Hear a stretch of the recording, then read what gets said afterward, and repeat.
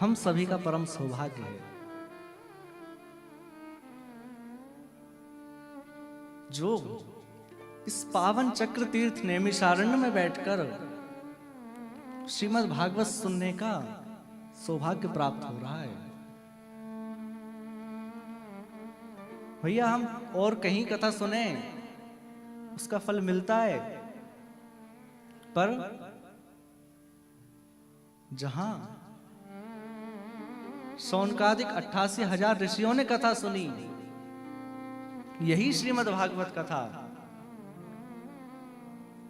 उसी भूमि पर बैठकर हमको और आपको कथा सुनने का अवसर प्राप्त हो रहा है। हम सबका बड़ा सौभाग्य है।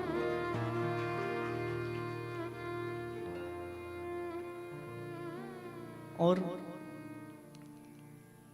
एक बात बताऊं आपको, हम श्रीमद् भागवत की शरण में बैठे हैं। अब 7 दिनों तक हमें मन लगाकर श्रीमद् भागवत सुनना है।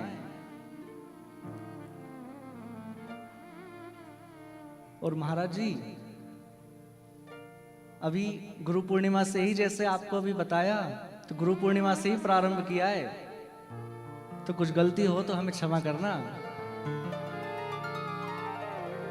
हम सब भागवत की शरण में बैठे हैं। भागवत किसे कहते हैं बंधुओं? भागवत के अनेक अर्थ हैं। विद्वान पुरुष महापुरुष सब अपने अपने विद्वत्ता से भागवत का अर्थ करते हैं, पर मैं एक अर्थ सीधा साधा आपको बताऊं। भागवत का अर्थ क्या होता है? भागवत का मतलब होता है भागमत। यहीं आकर शरण में बैठ जाओ और यहां से कहीं जाने की जरूरत नहीं है। यही है भागवत। यहां से कहीं भागने की जरूरत नहीं है। और ये भागवत क्या करती है? भागवत मंदिर जाने का विषय नहीं है। बड़े ध्यान से सुनना आप। भागवत मंदिर जाने का विषय नहीं है। भागवत जीवन को मंदिर बनाने का विषय है। भागवत सुनने से जीवन ही मंदिर बन जाता है। और ये जो भागवत है ना,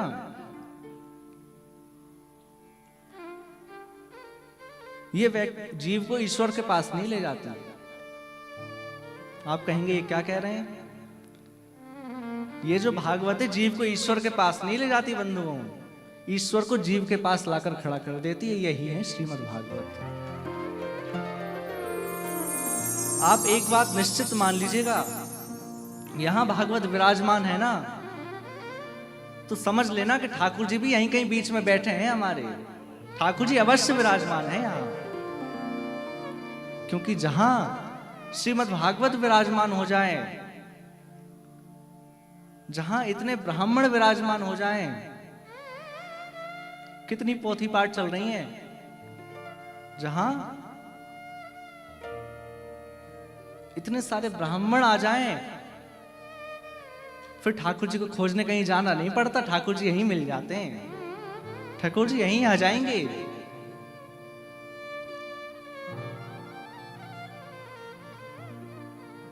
ये भागवत बड़ा अद्भुत विषय है। भागवत को समझना क्या है?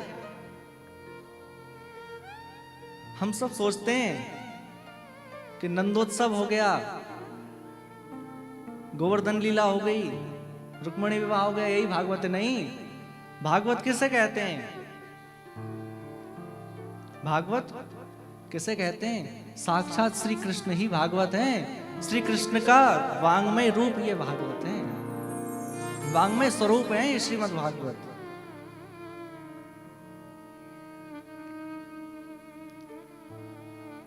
ऐसे समझिए, भागवत में जो श्लोक है ना, वह हमारे ठाकुर जी के प्रत्येक रोम है। ये भागवत श्री ठाकुर जी का स्वरूप है। ठाकुर जी का ही रूप है भागवत। और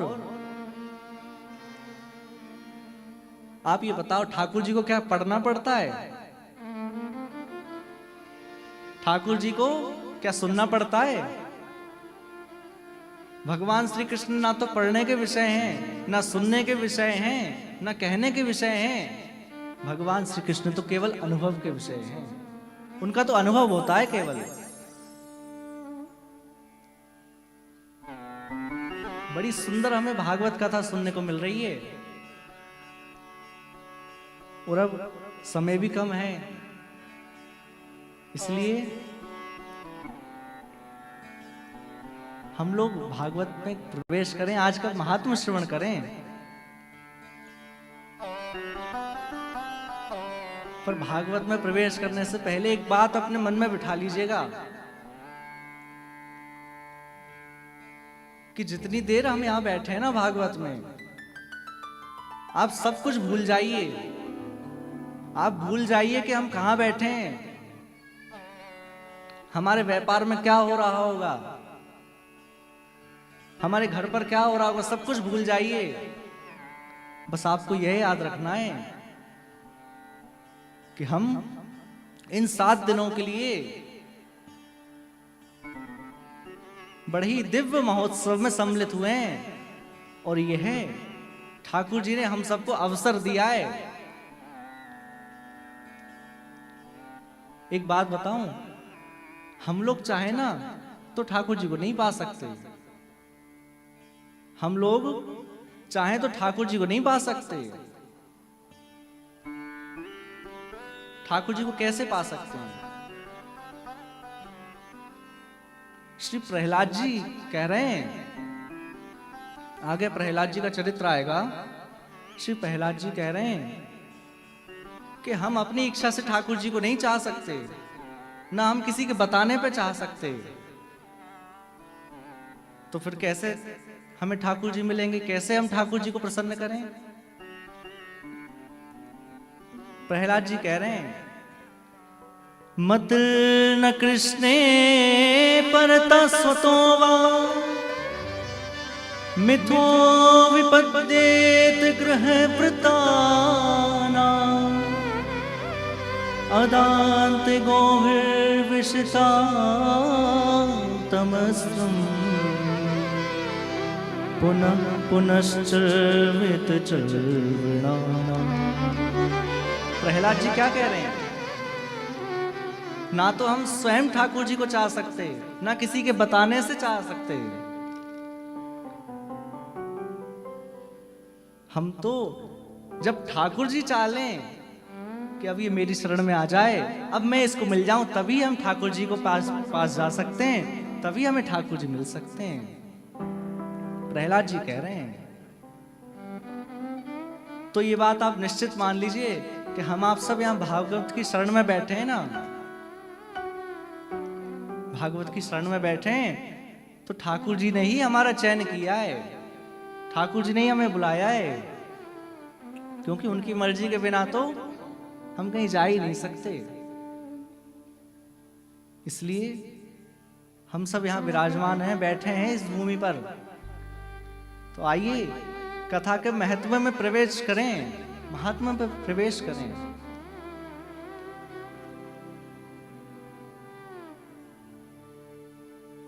ऐसे समझिए, हम किसी भी वस्तु का महत्व क्यों समझते हैं? हमें भागवत का महात्मा समझना क्यों आवश्यक है? तो महत्व का मतलब होता है, महात्मा का मतलब होता है इंपॉर्टेंस, किसी चीज का महत्व। जैसे आपके पास कोई बड़ा प्रतिष्ठित व्यक्ति बैठा है, पर आप उसका महत्व ही नहीं जानते, आप नहीं जानते कि ये कौन है, तो क्या आपकी श्रद्धा उनमें होगी? नहीं होगी। आपकी श्रद्धा नहीं हो सकती उनमें जब तक हम उनका महत्व नहीं जानेंगे। और एक बात कहूं, आजकल का जो कलियुगी व्यक्ति है ना, ये हर काम अपने फायदे के लिए करता है, हर काम अपने फायदे के लिए ढूंढता है कि मेरा फायदा क्या है इसमें। तो व्यास जी यहां उसका महत्व बतला रहे हैं कि श्रीमद् भागवत सुनने से आपको क्या मिलेगा, श्रीमद् भागवत सुनना क्यों आवश्यक है। बड़ा सुंदर महात्मा सुनाया है। और महात्मा का पहला श्लोक क्या कह रहे हैं श्री वेद व्यास जी, सच्चिदानंद रूपाय विश्वोत्पत्त्यादि हेतवे तापत्रय विनाशाय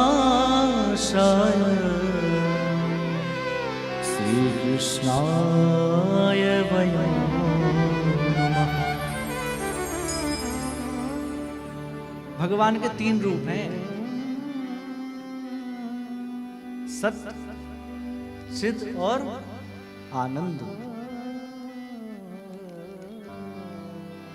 ठाकुर जी के स्वरूप तो बहुत सारे हैं, पर उन सब स्वरूपों के रूप केवल 3 ही हैं। जैसे वृंदावन जाएं तो वृंदावन में बिहारी जी बैठे हैं, राधा रमन जी बैठे हैं, राधा वल्लभ जी बैठे हैं।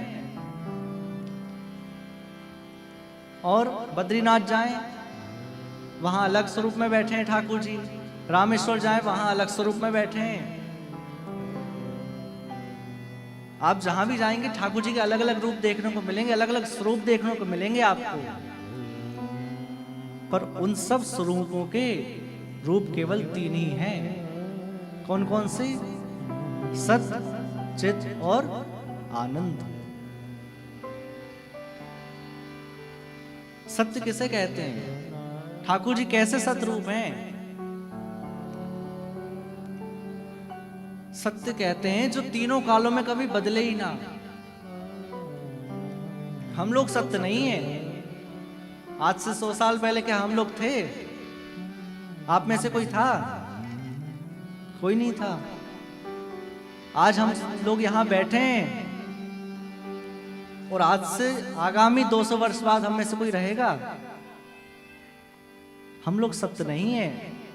पर ठाकुर जी पहले भी थे, आज भी हैं और आगे भी रहेंगे। यही सत्य स्वरूप है ठाकुर जी।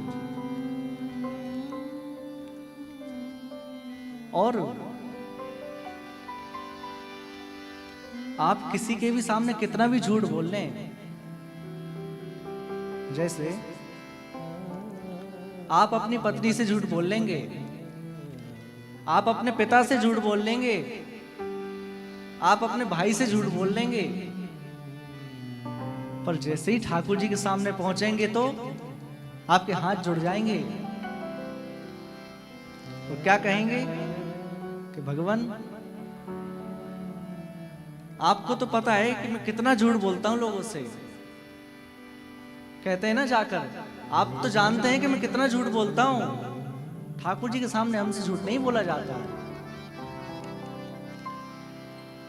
सामने जाकर हाथ जुड़ जाते हैं।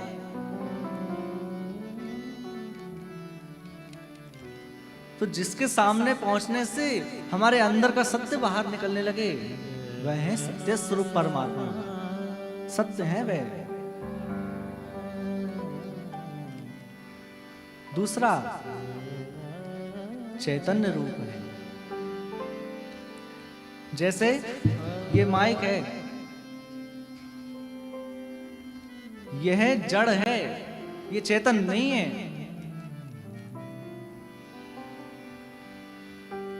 और जैसे कितनी सारी वस्तुएं ये सब जड़ हैं, ये चेतन नहीं है। पर हम आप सब चैतन्य हैं। हम बोलते हैं, हम हिलते हैं, हम चलते फिरते हैं। तो हम लोग क्या करते हैं? ठाकुर जी को जड़ मान लेते हैं कि ठाकुर जी तो केवल मूर्ति हैं। केवल उनको धातु का मान लेते हैं कि मार्बल के ठाकुर जी हैं, कि पीतल के ठाकुर जी, ऐसे मान लेते हैं हम धातु के। पर भैया वह किसी धातु के नहीं है, वह चैतन्य है। हम आप जैसे हैं वो भी। वह चैतन्य है।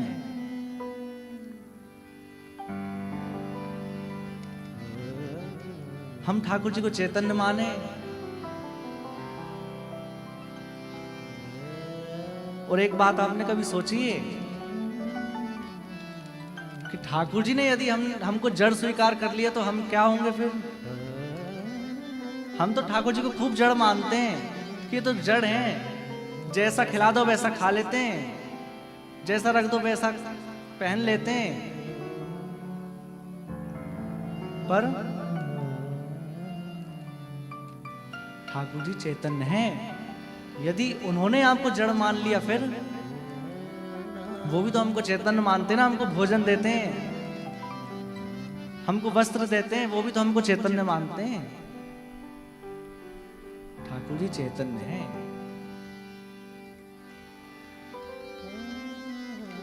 अब कुछ लोग होते हैं जो ठाकुर जी की सेवा तो करते हैं पर जानते हुए भी ठाकुर जी की भाव से सेवा नहीं करते, उस प्रकार सेवा नहीं करते।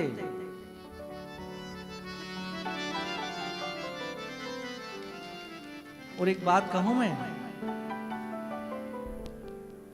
आप लोग ये सोचे ना कि ठाकुर जी सारी गलती माफ करते हैं, कुछ गलती हो जाए तो ठाकुर जी माफ कर देते हैं।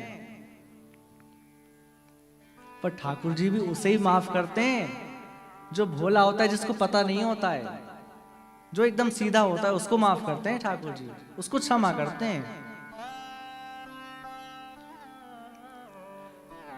ऐसे लोगों को नहीं करते जो बाहर तो खूब चालाक बनते हैं, बाहर तो खूब तेज बनते हैं, और ठाकुर जी से बोलते हैं हम तो भोले हैं, हमें कुछ नहीं आता। ठाकुर जी के सामने जाकर एकदम भोले बन जाते हैं, उनको ठाकुर जी माफ नहीं करते। महाराष्ट्र में तुकाराम जी हुए।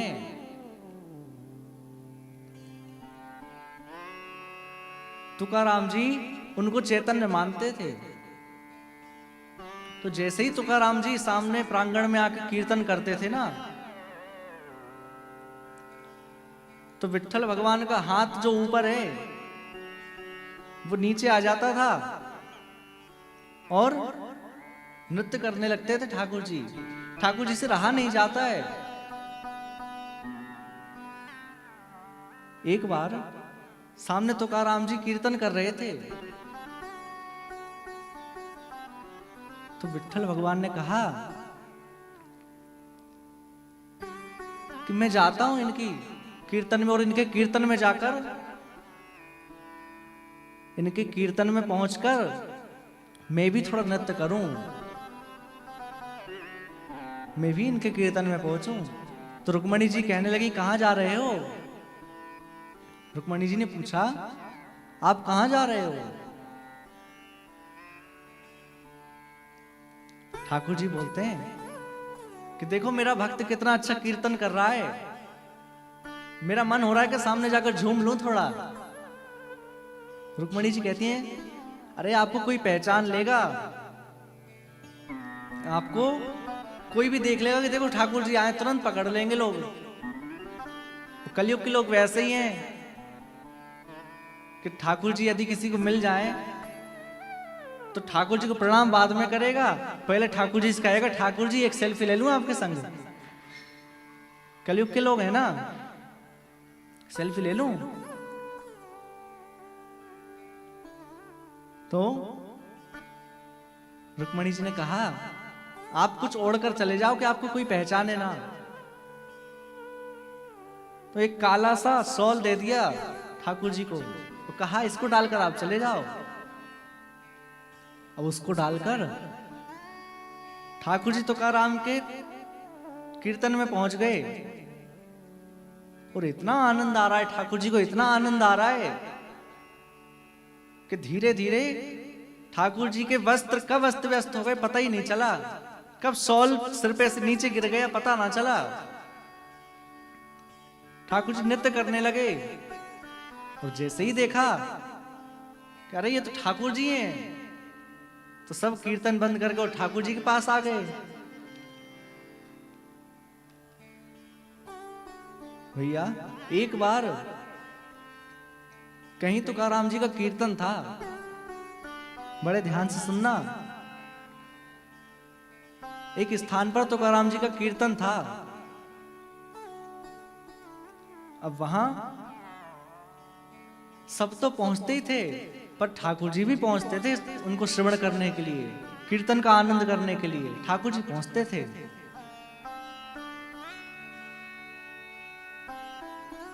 अब एक बार कहीं तुकाराम जी का कीर्तन था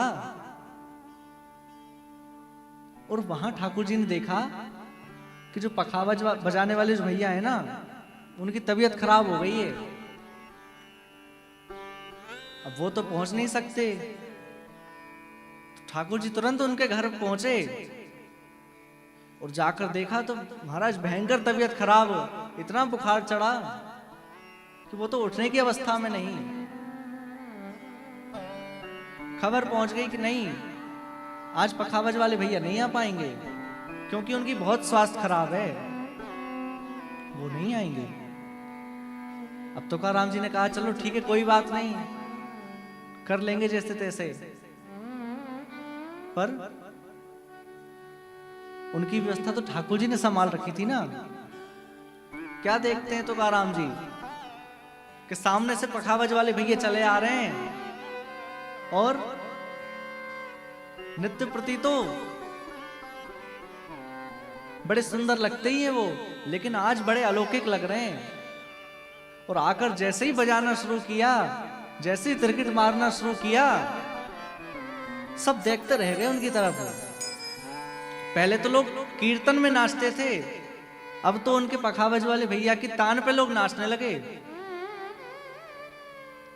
बड़ा सुंदर कीर्तन हुआ।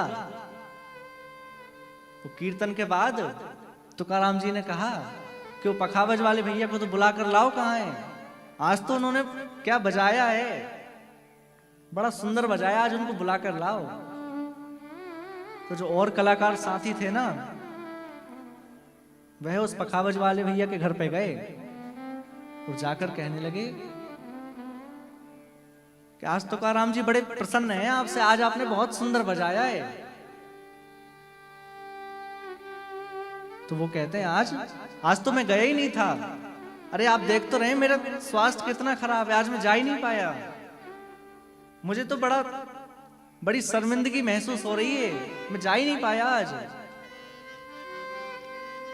और ये बात जैसे ही आकर तुकाराम जी को बताई तो तुकाराम जी समझ गए कि वह और कोई नहीं, हमारे ठाकुर जी आए थे और आकर हमारी व्यवस्था संभाल ली उन्होंने और बड़ा सुंदर कीर्तन करा कर गए। तो भैया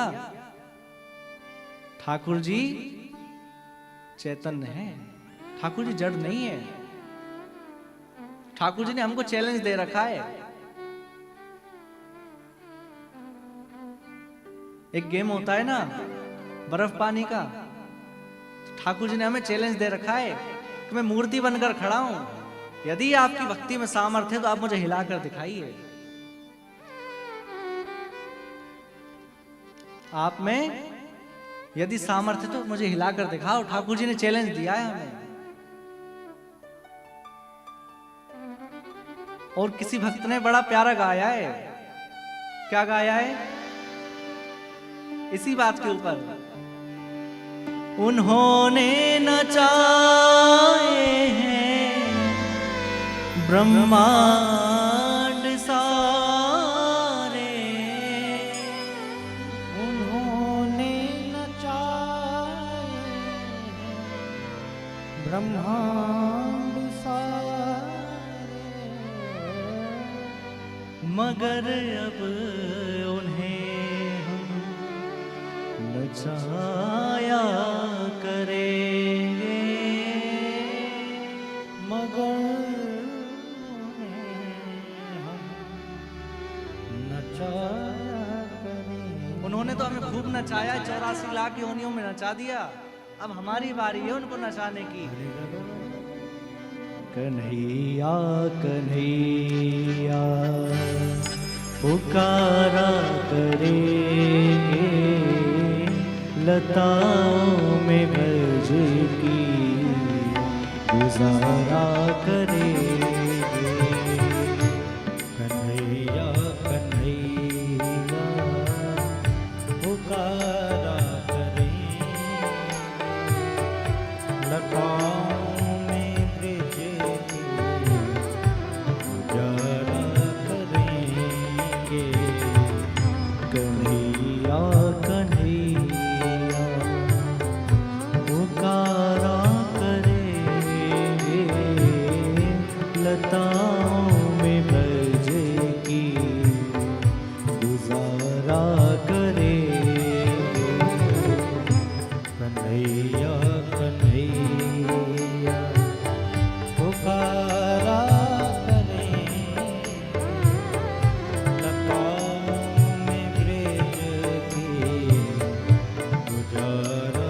श्री राधा रमण लाल की जय हो।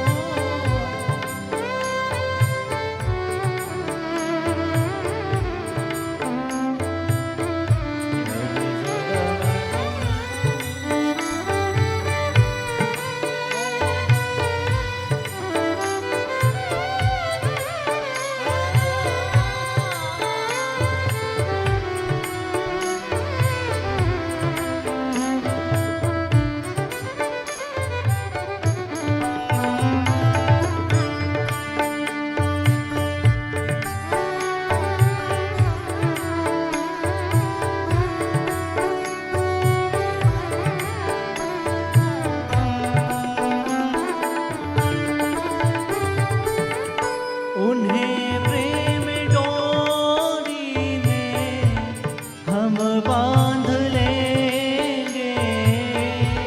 तुम्हें प्रेम डोरी में हम बांध लेंगे। उन्हें प्रेम डोरी में हम बांध लेंगे। उन्हें प्रेम डोरी में हम बांध लेंगे। कितना प्यारा लिखा है। ठाकुर जी को कहीं ठाकुर जी भागने की सोचे भी ना, उनको भागने मत देना। आप अपने हृदय की प्रेम की डोरी से उनको बांध लेना। और फिर वो कहाँ भाग जाया करेंगे। तो फिर वो कहाँ जाया करेंगे। कन्हैया कन्हैया पुकारा करेंगे। लताओं में ब्रज की गुजारा करेंगे। कन्हैया कन्हैया पुकारा करेंगे। लताओं में ब्रज की गुजारा। जय हो।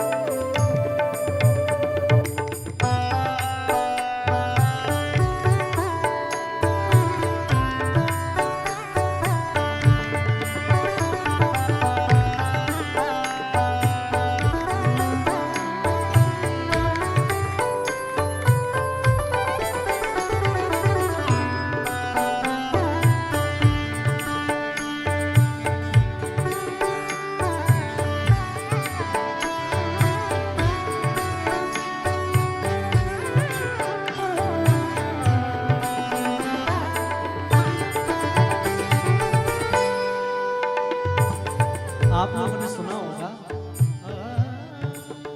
जब भगवान श्री राम गंगा की तट पर हैं, वो केवट नाव लेकर खड़ा है। भगवान श्री राम नाव में बैठ गए। अब केवट इस पार से ले जाए उस पार, और जैसे ही पहुंचने वाले हों पहले ही नाव घुमा दे वहां से, और जैसे ही इस पार आए तो फिर नाव घुमा दे। 4 चक्कर लगा दिए गंगा जी के, पार नहीं उतारा। भगवान राम ने पूछा, अरे भैया आप हमें उतारते क्यों नहीं हो, पार लगा दो ना, उस पार उतार दो। केवट बोलता है, अच्छा आप इतने में ही थक गए? अरे मैंने गंगा के 4 चक्कर के आपको लगवा दिया, आप इतने में थक गए? आपको ये नहीं लगता कि आप हमें इतना नचाते हैं 84 लाख बार, हम नहीं थकते होंगे? आप 4 बार में ही थक गए। क्या कह रहा है कवि? उन्होंने नचाए हैं ब्रह्मांड सारे, उन्होंने नचाए हैं ब्रह्मांड सारे, और उन्होंने नचाए हैं ब्रह्मांड सारे, उन्होंने नचाए हैं ब्रह्मांड सारे, मगर अब उन्हें हम नचाया करेंगे, मगर उन्हें हम नचाया करेंगे। कन्हैया कन्हैया पुकारा करेंगे, लताओं में ब्रज की गुजारा करेंगे। कन्हैया कन्हैया पुकारा करेंगे, लताओं में ब्रज की गुजारा करेंगे। ओ जय जय राधा रमण प्यारो, राधा रमण जय जय राधा रमण प्यारो, राधा रमण ओ जय जय राधा रमण प्यारो, राधा रमण जय जय राधा रमण प्यारो, राधा रमण जय जय राधा रमण प्यारो, राधा रमण जय जय ओ जय जय राधा रमण प्यारो, राधा रमण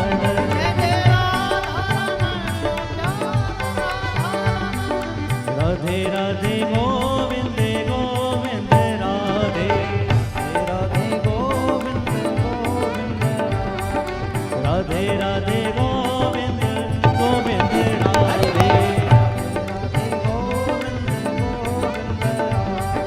गोविंद गोविंद राधे गोपाल राधे, गोविंद राधे गोपाल राधे, गोविंद राधे गोपाल राधे, गोविंद राधे गोपाल राधे, गोविंद राधे गोपाल राधे, गोविंद राधे गोपाल राधे, गोविंद राधे गोपाल राधे, गोविंद राधे गोपाल राधे, राधे राधे